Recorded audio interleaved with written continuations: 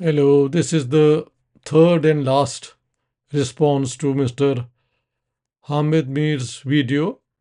I'm going to just take up points rather than go into a long explanation and so on. When he says that Jinnah issued a statement after Bhagat Singh was arrested when he threw a bomb in the Central Assembly, it's absolutely true. In my book on Jinnah, that speech is also quoted. And he said that although he doesn't accept this use of force is not acceptable, but British policies have forced young people to these desperate actions. So that's and why? Because Jinnah was still until 1937, Jinnah was not converted to the two nation theory or a separate state for Muslims. So that cutoff point has to be kept in mind. He has left the Congress, and the Congress was leading, it was the spearhead of the freedom movement, no doubt. But Jinnah had left it. He was now trying to be the leader of the Muslim community. And there were contenders. Mian Sir Shafi of Lahore was there, Sir Fazle Hussain was there, uh, and there were leaders in Bengal and so on. Uh, Sir Shafi died in 1932, Fazle Hussain in 1936. So many of the contenders were gone. And Jinnah in 37 took up the cudgels on behalf of a separate state. Before that, he was still an Indian leader taking up issues which reflected all India sentiments. So, of course, he issued this statement. But so did Motilal Nehru, so did the Congress party in general. The Muslim League didn't do anything.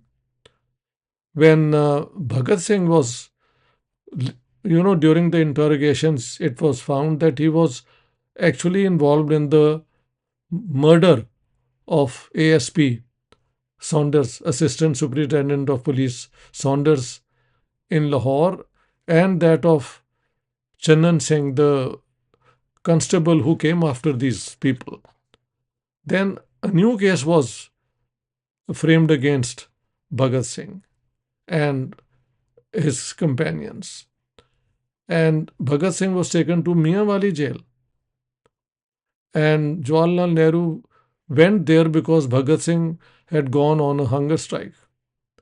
Later, Bhagat Singh was brought to Lahore, and Nehru again went and met him. It's all on record. Allama Iqbal, we have from Hamid Mir Saab, we learned that he also issued a statement, which is, I'll have to, it comes as a surprise to me because when the greatest British aggression against Indians took place, the Jallianwala Bagh massacre, Allama Saab did not issue any condemnation, and this idea was not taken up in a poem as well. And then he was knighted and became Sir Allama Iqbal. So if this time he issued a statement, very good. Anyhow, so I thought that should be put in perspective. The main thing which I need to respond to is that Hamid Mir asserts that the British were against the creation of Pakistan. The question is, were the British in favor of of an independent India? The, to both things, the answer has to be no. Sir Winston Churchill had absolutely no idea of giving up India. And the Conservative Party believed that India was an integral part of the British Empire. In 1943, when the second last viceroy took over, Lord Wavell, the outgoing viceroy, Lord Linlithgow, told him, "We are here for another 30 years." 1943, that would mean 1973, and then the British were going to think. If at all they were going to consider, it would be a dominion, not an independent state. And they kept it a vague idea till the very end. So, how did the British then decide to transfer power? That's the question. First of all, the war destroyed British capacity to hold on to empire, Indian empire. British industry had been smashed by Nazi bombing. The British economy was bankrupt, insolvent because of the cost of war. And Britain was heavily under debt to the Americans. The Americans from 1941, from the Atlantic Charter, were forcing the British to transfer power to Indians. And Churchill was resisting it. In July 1945, Churchill loses the election. A Labour government comes into power, and the American pressure uh, increases on the Labour government. Why? Because the salaries of the British officers were being paid by the Americans. The British treasury had nothing left. It's all too well known. So that's when it became inevitable that Britain had to leave India. So the question was, in a united India, this is what they preferred. The cabinet mission plan was then proposed to keep India united with all the princely states there with their internal autonomy. The three groups they formed every 10 years could withdraw. Such an insecure, unstable constitution for a future of India obviously was not going to work. And the cabinet mission, since uh, Hamid Mir Sahib has not taken it up, so I'll leave it there. So, what did the British prefer? A an Indian Union with the center having only defense, foreign affairs, and communications, and the rest belonging to the province, which meant the provinces could cultivate their own relations with Britain. The balkanization of Britain was very much a part of the conservative British establishment. Sir Conrad Corfield was leading this. He had talked to the Nawab of Bhopal and many other princes that they would uh, prefer British presence in the states as advisors and so on. So that was one thing. Uh, the cabinet mission plan failed. Wavell was brought back. Before Wavell was brought back, on the 27th of December 1945, he had uh, prepared a top secret report, the breakdown report, which was that if Britain had to pull out of India suddenly, how should they do it? And there he said that if the Muslims want their separate state, give it to them. And on the 7th of February 1946, he prepared the demarcation plan, how to divide Bengal and Punjab. Bengal and Punjab division were already there since 1928 in the Motilal Nehru report, in Dr. Ambedkar's book on Pakistan. At the roundtable conferences, this was taken up. Everybody knew that there were some districts which are Muslim majority and others which are Hindu Sikh majority, and they don't want to be part of Pakistan. When the Lahore resolution was presented, Sir Sundar Singh Majithia of the Sikh Nationalist Party said, "We will never be part of a Muslim Pakistan. We will have the Hindu Sikh majority parts of Punjab given either to a Sikh state or to India." This is all on record. I don't have to go through all this. But now, when the cabinet mission plan failed, they sent now Mountbatten to transfer power. I've already talked about Mountbatten. Mountbatten had been given an overt and a covert brief. The overt brief was transfer power to Indians. The covert was transfer power to Indians divided or united, but both should be in the Commonwealth.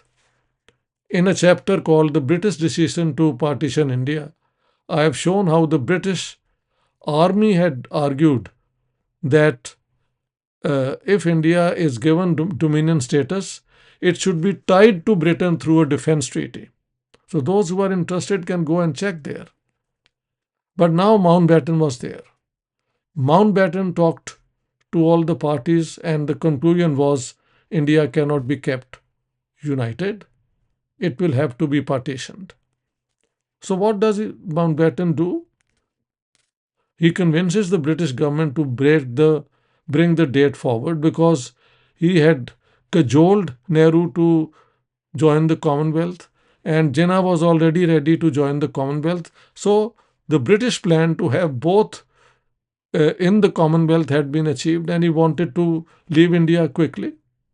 So that's where, uh, regarding the idea of Pakistan, the British Army till the 11th of May 1946, Sir Claude Auchinleck, the overall commander, wrote a memorandum for and against Pakistan, for and against, and concluded no Pakistan, because a small Pakistan allied to Great Britain would mean that the rest of India, the big India, would go towards the Soviet Union, and that would make it difficult for Britain to use the waterways all the way to Australia. It's all, I've given everything in the book here.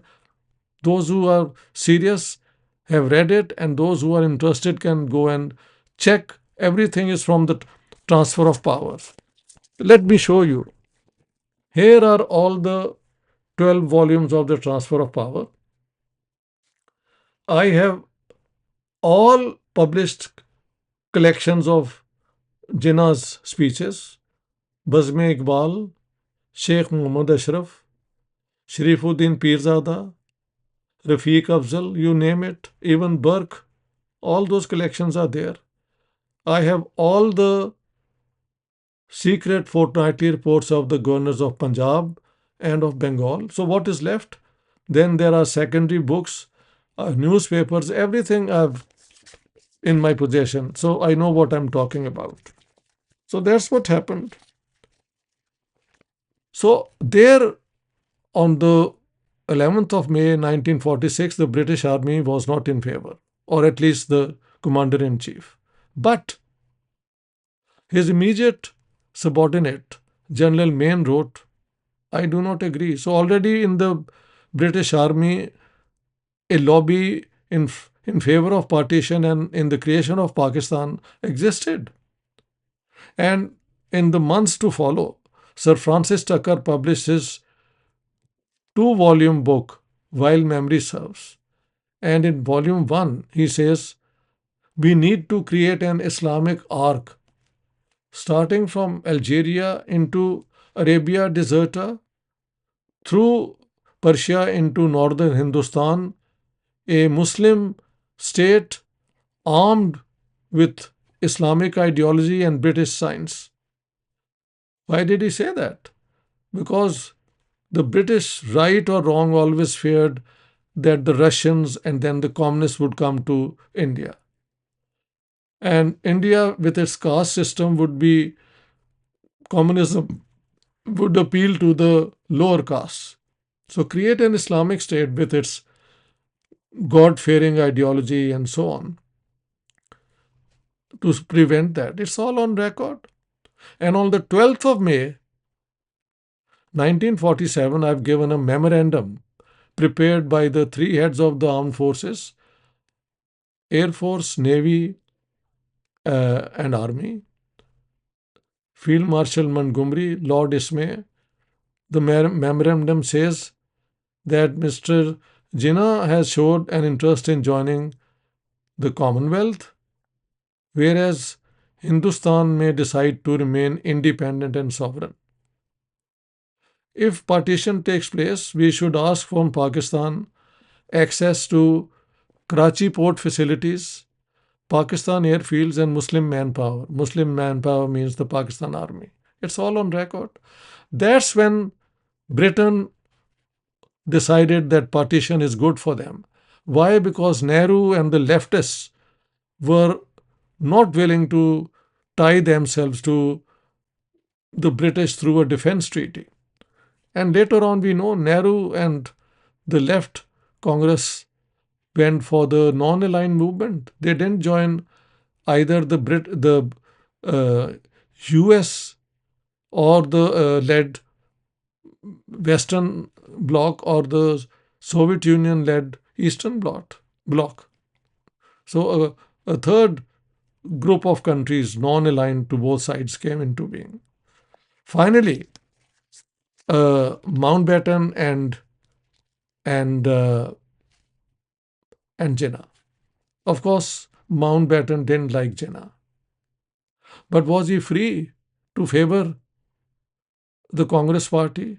The Congress Party, as uh, Hamid Mir Saab has so strongly argued, and rightly so, they didn't want the partition of India. So Mountbatten had to agree to the partition. And of course, his superiors also ordered him to do that. So the partition scheme of 3 June 1947. Then finally, that according to Ahmed Mir Saab, the decision of Jinnah to become Governor General was an indication that he didn't want to be part of the British Empire. Now that's very interesting. First of all, this is 3 July 1947. There are two ways of thinking. Of course, Mountbatten was friendly with Nehru, we know that. So maybe that was good reason to become Governor General. One can argue that way. I would not contest that. But there is another way of looking at it as well. Had Mountbatten remained the Governor General, the communal riots in which so many lives were killed would become British responsibility. After the 15th of August, he or the British government was not responsible. What happened then was what the dominion of Pakistan and the dominion of India uh, uh, allowed to happen. Well, in both Punjabs at least, there was a massacre. Anywhere 800,000 to 1 million people were killed. So there is another way of looking at it.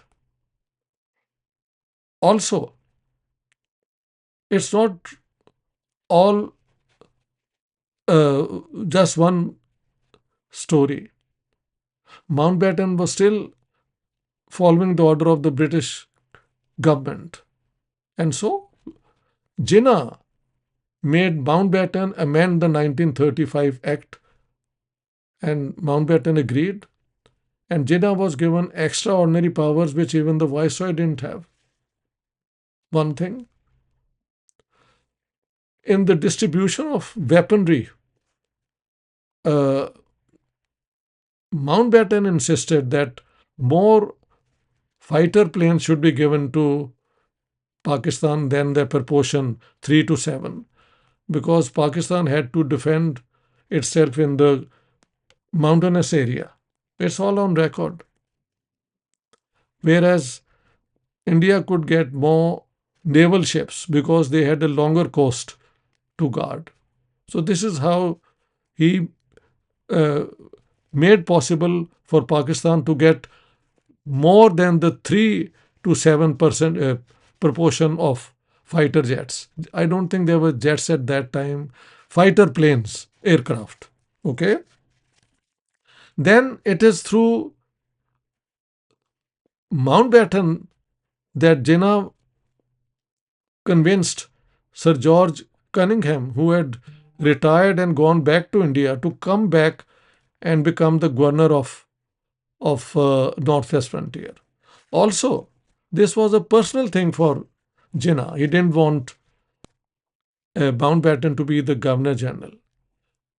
One can also argue that once Pakistan had been achieved, like Gandhi, he could have withdrawn from politics and just become the father of the nation. Becoming the governor general was also part of Jinnah's personality to have all power in his hand.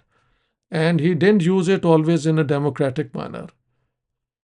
He declared Urdu as the sole language of Pakistan and offended the Bengalis.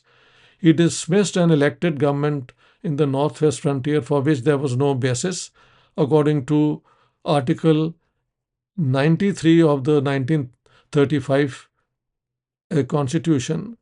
There was no question of a the ruling party, the Congress party in Northwest Frontier, having no majority or there being a law and order situation. So dismissing them was extra, extra powers that he had achieved. Then he dismissed the elected government, Muslim League government of Sindh, because Khodu protested against Karachi being taken away and made federal territory. The Sindhis were told, you go somewhere else, take your parliament somewhere else. This happened during when Jinnah Sahib was Governor General. So he wanted all the power. That's another way of looking at it. But okay, Mountbatten he didn't take. But here are some of the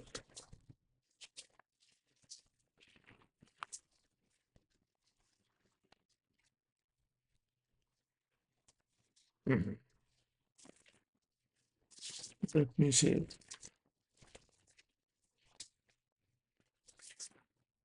Anyhow, so I think this would be enough. One need not continue talking about this. There is a lot more that one can take up. Finally, I would say that uh,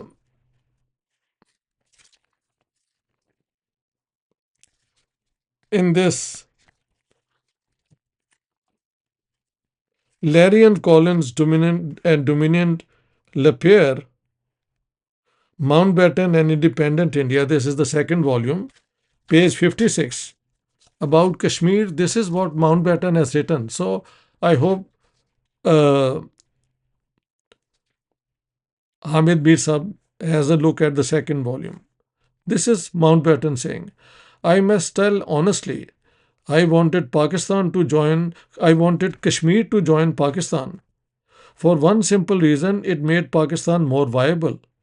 They had 85% Muslims. I persuaded Patel with some difficulty to let me give the Maharaja his assurances that India would not object if he acceded to Pakistan. And I have given in my book on Jinnah that on the 22nd of December, the Indian government, that is Patel, sent a message to Pakistan. Chaudhry Mohammad Ali has mentioned it in his book Emergence of Pakistan, and then K.H. Khurshid, a fellow Kashmiri like Hamid Mir Sahib, actually from the same area, I think, Jammu area, who was president of Azad Kashmir, he went and asked for an explanation from Chaudhry Mohammad Ali. And Mohammad Ali then gives the date on the 22nd of December 1947. We got a message from India, Patel, on the order of Mountbattens, that you can keep Kashmir and do not interfere in Hyderabad. And he says that I went to Jinnah Sahib, but he was not interested. Jinnah, the clever tactician, it seems, was playing for some higher stakes regarding the princely states, comma, but obviously he did not succeed. Obviously, he did not succeed because by sending the irregulars and the uh, tribal people and so on, the Raja then acceded to India, and to this day that problem has existed. So, Mountbatten actually wanted Pakistan to have Kashmir. It's Jinnah who, in his arrogance, refused to consider that. Thank you very much. I have done my duty of responding to all essential points which Mr. Hamid Mir had taken up. And I hope he takes it in that spirit, in a scholarly spirit. There is more to the story than just one sided narration from either side. Finally, what the BJP is doing and all that was already pointed out uh, on the 30th of March 1941. The Muslims of Kanpur asked Jinnah